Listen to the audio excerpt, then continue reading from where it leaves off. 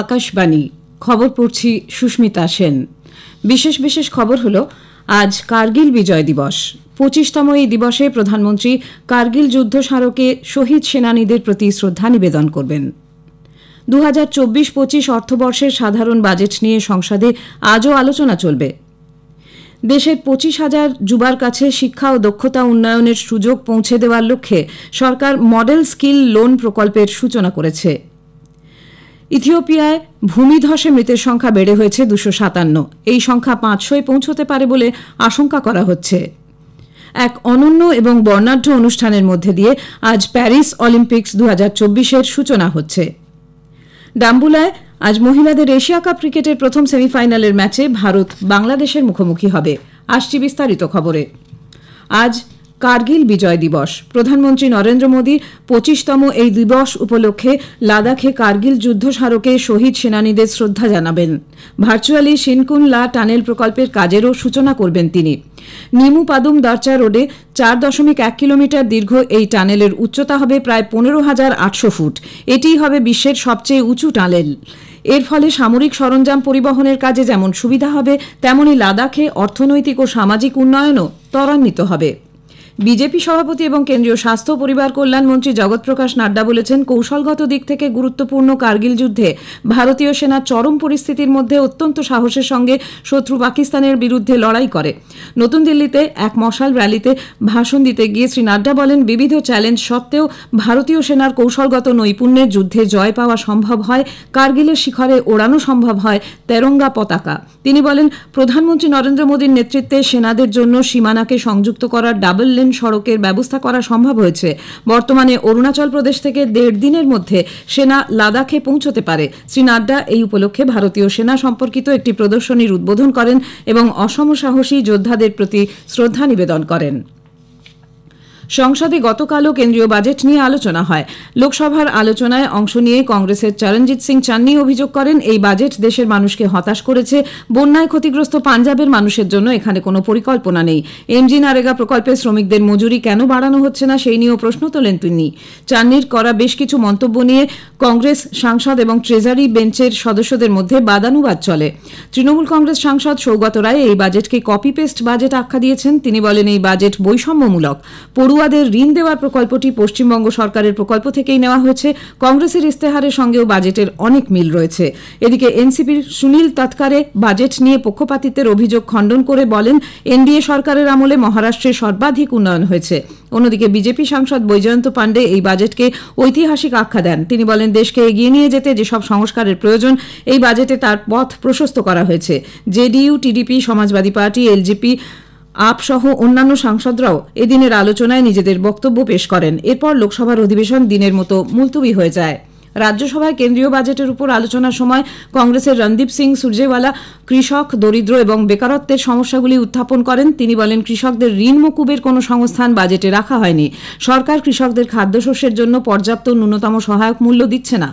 আম আদমি পার্টির রাঘব চাড্ডা অভিযোগ করেন, এই বাজেটে সরকার সমাজের সর্বস্তরের মানুষের মধ্যে অসন্তোষ তৈরি করেছে। তিনি দাবি করেন, সাধারণ মানুষের উপর করের বোঝা বেড়েছে এবং গ্রামীণ আয় বৃদ্ধি 1 দশকে সর্বনিম্ন স্তরে পৌঁছেছে। বিজেপির দেবাশিস সামন্তরায় অভিযোগ করেন যে বাজেটে দেশের আঞ্চলিক আশা আকাঙ্ক্ষা উপেক্ষিত হয়েছে। অন্যদিকে বিজেপি সাংসদ মেধা কুলকার্নি বাজেটের প্রশংসা করে বলেন যে অর্থমন্ত্রী নির্মলা সীতারামন মহারাষ্ট্রের জন্য যথেষ্ট ব্যবস্থা রেখেছেন। ওয়াইএসআরসিপি সাংসদ বিজয় সাই রেড্ডি পুরনো প্রত্যক্ষ কর ব্যবস্থার পক্ষে সওয়াল করে বলেন, ওই ব্যবস্থায় মানুষের মধ্যে সঞ্চয়কে উৎসাহিত করা হয়েছিল। বিজেপির ডক্টর ভাগবত কারাত, ডিএমকের এন সামুগাম, এআইডিএমকের এম থাম্বিদুরাই, কংগ্রেসের রজনী পাতিল, আপ সাংসদ সঞ্জয় সিং, তৃণমূল কংগ্রেস সাংসদ দোলা সেন প্রমুখ বিতর্কে অংশ নেন।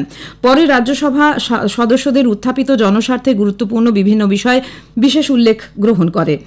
এরপরই দিনের মতো অধিবেশন মুলতুবি হয়ে যায়। আজও বাজেটের উপর আলোচনা চলবে। বিজেপি বিহার ও রাজস্থানের জন্য নতুন সভাপতি নিযুক্ত করেছে। দলের এক বিবৃতিতে জানানো হয়েছে, বিধান পরিষদের সদস্য দিলীপ জয়সওয়াল হবেন বিহারের নতুন বিজেপি রাজ্য সভাপতি। তিনি সম্রাট চৌধুরীর জায়গায় সভাপতি হচ্ছেন। শ্রী চৌধুরী এখন রাজ্যের উপমুখ্যমন্ত্রী। অন্যদিকে রাজ্যসভার সদস্য মদন রাঠোর হচ্ছেন রাজস্থানের নতুন বিজেপি সভাপতি। তিনি সিপি যোশীর স্থলাভিষিক্ত হচ্ছেন। এছাড়াও 6টি রাজ্যের ভারপ্রাপ্তদের নামও ঘোষণা করেছে দল। অসমে হরিশ দ্বিবেদী, চণ্ডীগড়ে সাংসদ অতুল গর্গ, লাক্ষাদ্বীপ ও তামিলনাড়ুতে অরবিন্দ মেনন, রাজস্থানে রাধামোহন দাস আগরওয়াল এবং ড রাজদীপ রায় এই দায়িত্ব সামলাবেন। রাজস্থানের সহ ভারপ্রাপ্ত নিযুক্ত হয়েছেন বিজয়া রাহাতকার। তামিলনাড়ুতে সহ ভারপ্রাপ্ত হচ্ছেন সুধাকর রেড্ডি। দক্ষতা উন্নয়ন এবং শিল্প উদ্যোগ দপ্তরের প্রতিমন্ত্রী জয়ন্ত চৌধুরী গতকাল নতুন দিল্লিতে দক্ষতা সংক্রান্ত আদর্শ ঋণ প্রকল্প বা মডেল স্কিল লোন প্রকল্পের সূচনা করেছেন। দেশে ভবিষ্যতের জন্য তৈরি কর্মী বাহিনীর ক্ষমতায়ন এই প্রকল্পের উদ্দেশ্য। এই প্রকল্পের আওতায় 25,000 যুবকের শিক্ষা এবং দক্ষতা উন্নয়নের সুযোগ দেওয়া হবে। এই উপলক্ষে আয়োজিত অনুষ্ঠানে ভাষণ দিতে গিয়ে শ্রী চৌধুরী বলেন যে নতুন প্রকল্পের অধীনে ঋণের সীমা আগেকার 1.5 লক্ষ টাকা থেকে বাড়িয়ে 7.5 লক্ষ টাকা করা হয়েছে। প্রধানমন্ত্রী নরেন্দ্র মোদী এ মাসের 28 তারিখ আকাশবাণীতে মন কি বাত অনুষ্ঠানে তার চিন্তাভাবনা দেশ বিদেশের মানুষের সঙ্গে ভাগ করে নেবেন। এটি হবে মন কি বাতের 112তম পর্ব। বেলা 11টা থেকে আকাশবাণী এবং দূরদর্শনের সবকটি চ্যানেল এবং আকাশবাণীর news on AIR website, mobile app, প্রধানমন্ত্রীর দপ্তর ও তথ্য সম্প্রচার মন্ত্রকের ওয়েবসাইট এবং ইউটিউব চ্যানেলেও মন কি বাত সম্প্রচারিত হবে। খবর শুনছেন আকাশবাণী থেকে। ইথিওপিয়ার দক্ষিণাঞ্চলে সোমবারের ভূমিধসে মৃতের সংখ্যা বেড়ে দাঁড়িয়েছে 257। এই সংখ্যা 500 পর্যন্ত হতে পারে বলে রাষ্ট্রসংঘ আশঙ্কা প্রকাশ করেছে। বহু মানুষ এখনও নিখোঁজ। বিশ্ব সংস্থার মানবিক বিষয় সংক্রান্ত সমন্বয়কারী দপ্তর জানিয়েছে 15,000-এর বেশি বিপন্ন মানুষকে উদ্ধার করা প্রয়োজন। নিরাশ্রয় অধিবাসীদের সহায়তার উদ্যোগ নিয়েছে সরকার। বর্ষার মরশুমে দক্ষিণ ইথিওপিয়ার গেজোগোফায় জেলায় সোমবার এই বিপর্যয় হয়। সেপ্টেম্বরের মাঝামাঝি পর্যন্ত চলবে বর্ষার মরশুম। বিদেশমন্ত্রী ড এস জয়শঙ্কর চীনের কমিউনিস্ট পার্টির পলিট ব্যুরো সদস্য এবং সে দেশের বিদেশমন্ত্রী ওয়ান লির সঙ্গে ভিয়েন্তিয়ানের লাওসে সাক্ষাৎ করেছেন। দ্বিপাক্ষিক সম্পর্কের বিষয়ে উভয় নেতার আলোচনা অব্যাহত রয়েছে বলে ড জয়শঙ্কর সমাজ মাধ্যমে এক পোস্টে জানিয়েছেন। ড জয়শঙ্কর বলেন, সীমান্ত নিয়ে অবস্থান দুদেশের সম্পর্কের ক্ষেত্রে অবশ্যই প্রতিফলিত হবে। তিনি জানান, সেনা সরানোর প্রক্রিয়া সম্পূর্ণ করতে বলিষ্ঠ নির্দেশিকা দেওয়ার প্রয়োজন সম্পর্কে ভারত ও চীন একমত হয়েছে। সম্পর্কের স্থিতিশীলতার জন্য পারস্পরিক স্বার্থে প্রকৃত নিয়ন্ত্রণ রেখাকে এবং অতীতের সব চুক্তিকে পূর্ণ সম্মান জানানোর বিষয়টি নিশ্চিত করতে হবে। মন্ত্রী বলেন, জরুরি বিষয়গুলি সম্পর্কে উদ্দেশ্য ও গুরুত্বের বোধ নিয়ে উভয় পক্ষের এগোনো উচিত। ভারতে এবছর কোয়াড দেশগুলির যে বার্ষিক লিডারশিপ সামিট আয়োজিত হবে, মার্কিন প্রেসিডেন্ট জো বাইডেন তাতে যোগদানে অঙ্গীকারবদ্ধ বলে হোয়াইট হাউস জানিয়েছে। White House National Security Communications Adviser John Kirby ওয়াশিংটনে এক সাংবাদিক সম্মেলনে বলেন, বাইডেন পুনর্নির্বাচনের দৌড়ে নেই। কেউ আশা করতেই পারেন সূচিতে এমন কিছু সুযোগ থাকতে পারে যা আগে ছিল না। উল্লেখ্য, ভারত এবছর কোয়াড নেতৃত্বের এই সম্মেলনের আয়োজন করেছে। এই গোষ্ঠীতে রয়েছে অস্ট্রেলিয়া, জাপান, ভারত এবং মার্কিন যুক্তরাষ্ট্র। তার রাষ্ট্রপতি মেয়াদের প্রথম 100 দিনে জো বাইডেন 2020 সালে ভার্চুয়াল মাধ্যমে কোয়াড দেশগুলির লিডারশিপ সম্মেলন ডেকেছিলেন। সেই থেকে কোয়াড নেতৃবৃন্দের বার্ষিক সম্মেলন ক্রমপর্যায়ে আয়োজিত হচ্ছে। কেরালায় নিপা ভাইরাসে আক্রান্ত হয়ে মৃত কিশোরের সংস্পর্শে আসা 8 জনের নমুনা পরীক্ষার রিপোর্ট নেগেটিভ এসেছে বলে রাজ্যের স্বাস্থ্যমন্ত্রী ভিনা জর্জ জানিয়েছেন। মাল্লাপুরমে জেলা শাসকের কার্যালয়ে গতকাল এক ভার্চুয়াল বৈঠকে তিনি জানান, মঞ্জেরি ও কোড়িকোড মেডিকেল কলেজ হাসপাতালে 2 জন করে রোগী ভর্তি হয়েছেন। এই নিয়ে 2টি হাসপাতালে 8 জন রোগী ভর্তি হলেন। নিপা ভাইরাসের শিকার 14 বছরের ওই কিশোরের সংস্পর্শে আসা 472 জনের তালিকার মধ্যে 220 জনের ঝুঁকি বেশি। সিবিআই নতুন দিল্লির ইন্দিরা গান্ধী আন্তর্জাতিক বিমানবন্দর থেকে 6 কিলোগ্রাম কোকেন সমেত এক ভারতীয় বংশোদ্ভূত জার্মান নাগরিককে আটক করেছে। কেন্দ্রীয় তদন্তকারী সংস্থা জানিয়েছে, অভিযুক্ত ব্যক্তি দোহা থেকে নতুন দিল্লি আসছিল। 2টি সফট টয়ের মধ্যে 270টি ক্যাপসুলে এই কোকেন লুকানো ছিল। সিবিআই এ বিষয়ে বিস্তারিত তদন্ত করছে। ভারতীয় আবহাওয়া দপ্তর আইএমডি মহারাষ্ট্রের রায়গড় এবং রত্নাগিরি এলাকার উপর বৃষ্টির পূর্বাভাস দিয়েছে। প্রবল বৃষ্টির সম্ভাবনা রয়েছে পালঘর, থানে, মুম্বাই এবং সিন্ধুদুর্গেও। এই সতর্কতার প্রেক্ষিতে বৃহন মুম্বাই পুর নিগমের অধীনস্থ এলাকার সমস্ত স্কুল ও কলেজে আজ ছুটি ঘোষণা করা হয়েছে। মুখ্যমন্ত্রী একনাথ শিন্ডে গতকাল বৃষ্টিজনিত পরিস্থিতি পর্যালোচনা করেন। প্যারিস অলিম্পিক্স 2024 আজ শুরু হচ্ছে।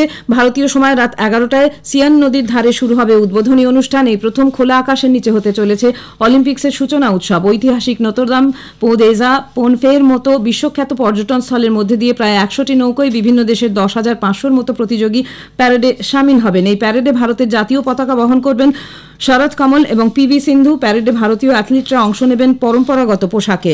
ডাম্বুলায় আজ মহিলাদের এশিয়া কাপ ক্রিকেটের প্রথম সেমিফাইনাল ম্যাচে ভারত বাংলাদেশের মুখোমুখি হবে। খেলা শুরু হবে ভারতীয় সময় দুপুর 2টায়। ডাম্বুলাতেই দ্বিতীয় সেমিফাইনালে আজ শ্রীলঙ্কা পাকিস্তানের বিরুদ্ধে খেলবে। খেলা শুরু হবে ভারতীয় সময় সন্ধ্যে 7টায়। শেষ করার আগে খবরের বিশেষ কিছু অংশ আরেকবার। আজ কার্গিল বিজয় দিবস। 25তম এই দিবসে প্রধানমন্ত্রী কার্গিল যুদ্ধ স্মারকে শহীদ সেনানীদের প্রতি শ্রদ্ধা নিবেদন করবেন। খবর এখনকার মতো এ পর্যন্ত।